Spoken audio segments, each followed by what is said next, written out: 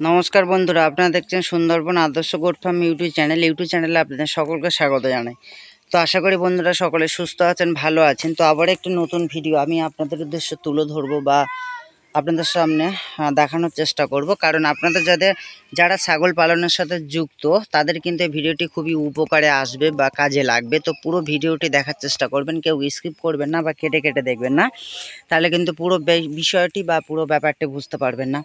তো অনেকেই আমাকে প্রশ্ন করেন, দাদা সবুজ ঘাস ছাড়া কি ছাগল পালন সম্ভব? কারণ ইউটিউবে অনেক চ্যানেল আছে, তারা দেখায় যে বিচুলি খাইয়ে ছাগল পালন বা শুধুমাত্র সাইলেন্স খাইয়ে ছাগল পালন। তো তাদের উদ্দেশ্যে কিন্তু এই ভিডিওটি খুবই উপকারে আসবে বা কাজে লাগবে। দেখুন বন্ধুরা, সাইলেন্স যারা নিজেরা তৈরি করে বর্ষাকালের জন্য খাদ্য মজুত করতে পারেন তাদের ক্ষেত্রে ঠিক আছে, কিন্তু যাদের ভুট্টা গাছ চাষ করার জায়গা নেই এবং যারা নিজেরা সাইলেন্স করতে পারে না, তাদের কিন্তু কেনা সাইলেন্সের উপরে কিন্তু নির্ভর করতে হবে। তো সাইলেন্সের কেজি কত করে মার্কেটে সেটা আপনারা অবশ্যই জানেন। তো শুধুমাত্র সাইলেন্স খাইয়ে কিন্তু ছাগল পালন কিন্তু সম্ভব নয়। সেক্ষেত্রে কিন্তু আপনার ফার্মের অনেক খরচ বেড়ে যাবে, অনেক টাকা কিন্তু নষ্ট হয়ে যাবে। এবং শুধুমাত্র বিচুলি দিয়ে কিন্তু কখনো সম্ভব না, কারণ বিচুলি কিন্তু সবসময় ছাগলকে খেতে দিতে লাগলে, বিচুলি খেলে কিন্তু ছাগলের শরীরে রস বা জল এটা কিন্তু পর্যাপ্ত পরিমাণে যদি জল খাওয়ানো না হয়, তাহলে কিন্তু ছাগল কিন্তু শুধু বিচুলি খেলে কিন্তু শরীরের জল কিন্তু এই বিচুলিতে টেনে নেয় এবং ছাগল কিন্তু শুকনো হয়ে যায়, রোগা হয় বা দুর্বল হয়। তো প্রতি বছর আমি যেটা করি, বর্ষার সময় কিন্তু 10 থেকে 15 কাঠা জায়গায় কিন্তু ধনচে গাছ চাষ করি। এবছরও কিন্তু করেছি, এর আগে কিন্তু ভিডিও এবছর আমি দিতে পারিনি। তো এই গাছগুলো দেখছেন প্রায় কোমর সমান হাইট হয়ে গেছে, 3 থেকে 3.5 ফুট হাইট হয়ে গেছে। তো এগুলো কিন্তু আমি 1 মাস আগে কিন্তু চাষ করেছিলাম বা দানা ছড়িয়েছিলাম। তো এর কিন্তু কোনো রকম গাড়িতে চাষ দিতে হয় না, শুধুমাত্র কিন্তু মাটির উপরে দানা ছড়িয়ে দিলেই কিন্তু রেডি হয়ে যায় বা তৈরি হয়ে যায়। এতে কিন্তু খুব একটা সারও দিতে হয় না, তবে দিতে পারলে কিন্তু ভালো হয়। তো যাদের পর্যাপ্ত জায়গা আছে বা জমি আছে, তারা কিন্তু অবশ্যই বর্ষার সময় ধনচে চাষ করতে পারেন। এই বর্ষার সময় কিন্তু দুবার কিন্তু ধনচে ফলন নেওয়া সম্ভব বা দুবার তৈরি করে কিন্তু ছাগলকে খেতে দেওয়া সম্ভব। তো আমি যেটা করি, এই ধনচে গাছ কিন্তু 15 কাঠা মোটামুটি কিন্তু রেডি হয়ে গেছে আমার, প্রায় 3 ফুট করে। তাই এবার কিন্তু আমি এক সাইড থেকে কেটে কেটে গোড়া বেড়ে কেটে কেটে খাওয়ানো শুরু করব। কারণ বেশি মোটা হয়ে গেলে বা বেশি বয়স হয়ে গেলে তখন কিন্তু ডাঁটা শক্ত হয়ে যাবে। সেক্ষেত্রে কিন্তু গাছের মাথা, কচি মাথা এবং কিন্তু গাছের পাতা খাবে, সেক্ষেত্রে কিন্তু বডি বা ডাঁটা খাবে না। তো তখন কিন্তু এই বডিটা নষ্ট হয়ে যাবে।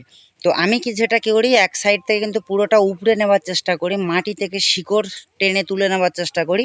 তারপরে গাছটাকে পুরোপুরি কিন্তু কুচে তাদেরকে ছোট্ট ছোট্ট করে কেটে কিন্তু খেতে দিই। খুবই প্রোটিনযুক্ত একটি খাদ্য, সবুজ খাদ্য। তো খুবই প্রোটিন, বিশেষ করে বাচ্চারা তো খুবই পছন্দ করে। যদি জালি কচি গাছ তাদেরকে কুচে দেওয়া হয়, সেক্ষেত্রে কিন্তু তারা খুবই খায় বা দারুণ পছন্দ করে। এবং এটা বেশি খেলেও কিন্তু হজমের সমস্যা হয় না বা কোনো রকম কিন্তু পেট ফোলা বা গ্যাস চাপ দেওয়ার কিন্তু সমস্যা হয় না। তো আমি কিন্তু এটাই কিন্তু বর্ষাকালে কিন্তু প্রতি বছর চাষ করি, এবছরও কিন্তু চাষ করেছি। তাদেরকে কিন্তু এবার খেতে দেওয়া শুরু করব, কারণ যেহেতু আমাদের সুন্দরবন অঞ্চলে চারি সাইডে এখন কিন্তু ধান রোপণ হয়েছে, তো মাঠে কিন্তু গ্রেজিং করানো সম্ভব নয়। যখন ধান থাকে না, তখন কিন্তু আমরা সবসময় গ্রেজিং করাই। তো এখন কিন্তু গ্রেজিং সম্ভব না, সবসময় বদ্ধভাবে সেটের ভিতরে তাদেরকে খেতে দিতে হয়। তো চেষ্টা করি সকালবেলা একবেলা তাদেরকে বিচুলি দিই, দুপুরে পেট ভরে একবার ঘাস দেওয়ার চেষ্টা করি, বিকালেও একবার ঘাস দেওয়ার চেষ্টা করি। তো এই সময় কিন্তু সবসময় খাদ্য সংকট হয়। নেপিয়ার ঘাস চাষ করেও দেখেছি, সেক্ষেত্রেও কিন্তু বর্ষার সময় ফলন কমে যায় বা অনেক গাছ মরে যায়, সেক্ষেত্রে কিন্তু আমাদের খাদ্য সংকট হয়। তো তার বিকল্প হিসেবে কিন্তু আমার এই ধনচে চাষ, এই 2 বছর আমি ধনচে চাষ করছি।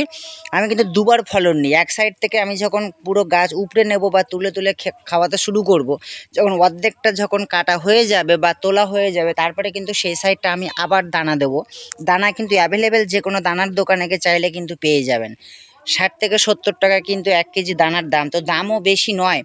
এবং এটা যে গাড়িতে চাষ দিয়ে মাটি ভালো ঝুরঝুরে করে দিতে হবে তাও কিন্তু নয়, খুব একটা সার না দিলেও কিন্তু চলে। সস্তায় সহজে কিন্তু এটা চাষ করতে পারেন, তাহলে কিন্তু আপনার ফার্মের ছাগলের খাদ্য সংকট থেকে বেরিয়ে আসতে পারবেন বা সমস্যা কিন্তু হবে না, এবং প্রোটিনযুক্ত কিন্তু একটি খাদ্য। যারা প্রশ্ন করেন যে দাদা বিচুলি খাইয়ে কি ছাগল পালন সম্ভব বা শুধুমাত্র সাইলেন্স খাইয়ে কি ছাগল পালন সম্ভব, তাদের ক্ষেত্রে বলবো যে সস্তায় কম খরচে আপনি যদি ছাগল পালন করতে চান, তাহলে কিন্তু এটা করতে পারেন। তাহলে কিন্তু আপনার খুব একটা খরচ হবে না বা খুব একটা সমস্যা হবে না। তো ভিডিওটি আর দীর্ঘায়িত করব না, সকলকে সুন্দরবন আদর্শ গোট ফার্ম ইউটিউব চ্যানেলের পক্ষ থেকে নমস্কার জানাই।